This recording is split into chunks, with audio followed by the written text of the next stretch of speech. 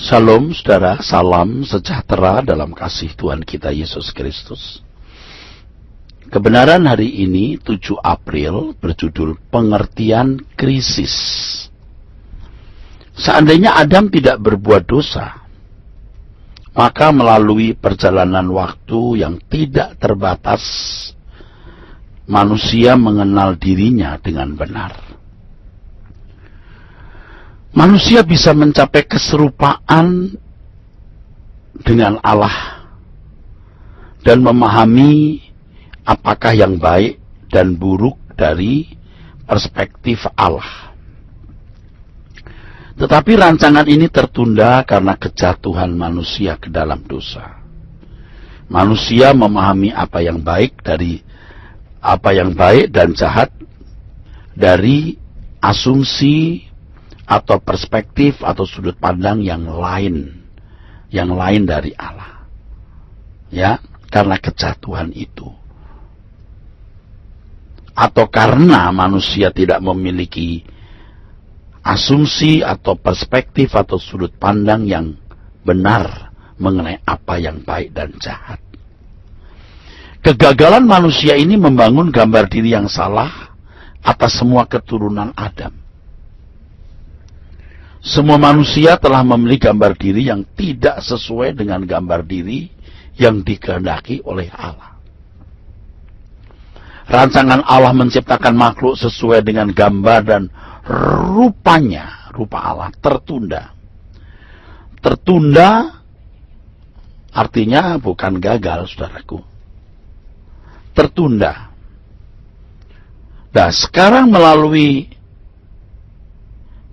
kedatangan Tuhan Yesus, Allah mau kembali menggenapkan rencananya. Ya, supaya manusia dapat menemukan gambar diri sesuai dengan rancangan dan kehendak Allah.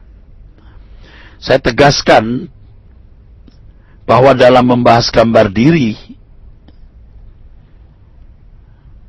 atau dalam membahas gambar dan rupa Allah, Salem dan Demut, kita harus mengerti Kejadian 1 ayat 26 dan 27. Jadi pada mulanya memang Allah merancang manusia memiliki Salem dan Demut sesuai dengan kehendak Allah. Salem itu komponen-komponen yang ada pada Allah juga ada pada manusia, pikiran, perasaan, dan kehendaknya. Demut itu kualitasnya. Allah merancang agar Salem manusia, pikiran, perasaan, kehendak manusia sekualitas dengan Allah, sekualitas dengan Demut Allah. Itu rancangan. Adapun apakah manusia bisa mencapai keadaan di mana manusia memiliki Salem, pikiran, perasaan, kehendak yang sekualitas dengan apa yang dikehendaki oleh Allah, itu harus perjuangan manusia. Allah memberikan tanggung jawab Adam untuk mengembangkan diri, memiliki pikiran, perasaan, dan kehendak atau Salem sesuai dengan kualitas Allah, Demut Allah. Nah, hal ini memang kadang-kadang sulit diterima karena banyak orang berpikir ketika Allah menciptakan manusia sudah finish, sudah sempurna, termasuk moral dan intelektualnya. Padahal tidak, manusia harus bertumbuh dalam intelektual, tapi juga kualitas moralnya bertumbuh terus. Bila intelektual bisa berkembang, maka bukan tidak mungkin ini paralel dengan perkembangan moral manusia. Kalau intelektual atau kecerdasan manusia harus dikembangkan secara proporsional, demikian pula dengan moralnya. Nah, perkembangan moral merupakan usaha untuk membangun gambar diri yang sesuai moral Allah. Landasan lain terhadap pandangan ini adalah bahwa manusia tidak mungkin diciptakan dengan kondisi statis dan tidak mampu mengungguli iblis. Kalau manusia sampai jatuh dalam dosa atau jatuh kalah terhadap iblis, itu juga karena pilihan manusia itu sendiri, bukan karena kemampuannya. Pilihan tidak mengembangkan kemampuan, maka membuat manusia gagal mengungguli musuh. Jadi pilihan ini yang menentukan. Ketika dia tidak memilih mengembangkan kemampuannya, gagal. Kalau manusia memilih taat, maka proses penyempurnaan terus berlangsung sampai tingkat di mana iblis tidak bisa mengungguli atau menjatuhkannya. Dalam hal ini jelas sekali bahwa manusia seharusnya dapat mengalahkan iblis. Manusia bisa mengembangkan kemampuan moralnya sehingga menemukan gambar diri yang benar, yaitu segambar dan serupa dengan Allah, sampai manusia tidak bisa jatuh dalam dosa. Pergumulan untuk menemukan gambar diri belum tuntas diselesaikan oleh Adam pertama. Belum. Sekiranya Adam bertumbuh dalam pengembangan gambar diri, yaitu kesempurnaan seperti Bapa di surga, pastilah Adam tidak jatuh dalam dosa.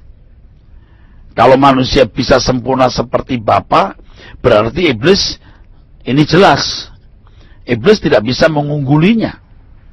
Dengan demikian istilah krisis gambar diri harus dipahami dengan benar. Kita perlu mengoreksi pengertian salah dalam banyak pikiran orang Kristen hari ini dan pikiran banyak pendeta atau pengajar di dalam gereja. Kalau dikatakan krisis, hendaknya kata ini tidak dipahami bahwa seakan-akan manusia pernah memiliki gambar diri yang sesuai rancangan Allah. Sebenarnya belum pernah, saudaraku. Fakta dalam sejarah kehidupan, Adam manusia pertama belum sempat menemukan gambar diri yang sesuai dengan rancangan Allah semula. Jadi kalau kita menggunakan kata krisis, ini harus dipahami bahwa manusia memang belum mencapai gambar diri yang dikehendaki oleh Allah. Sementara waktu atau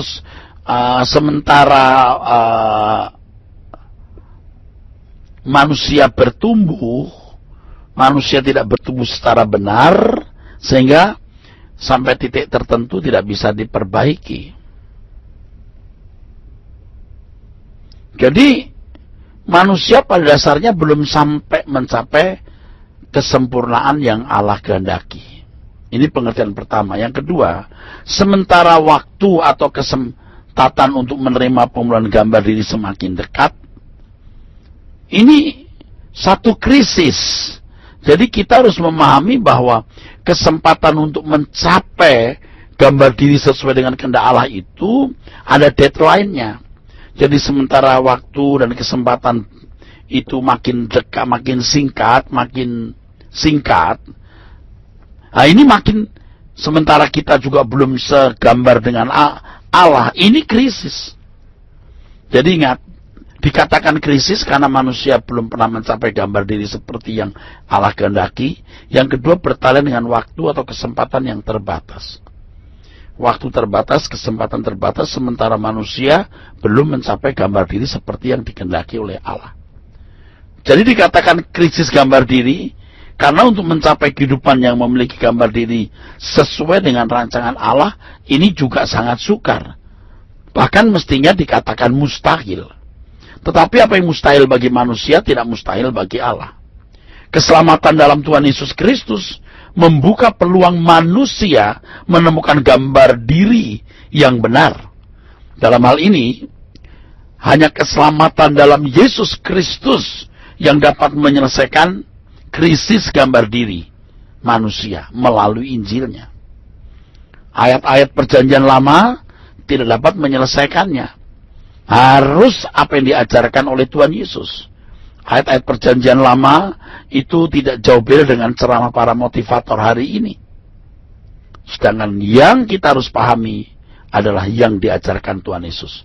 Dan teladan kita hanya Tuhan Yesus. Kiranya kebenaran hari ini memberkati kita sekalian. Sola Gracia.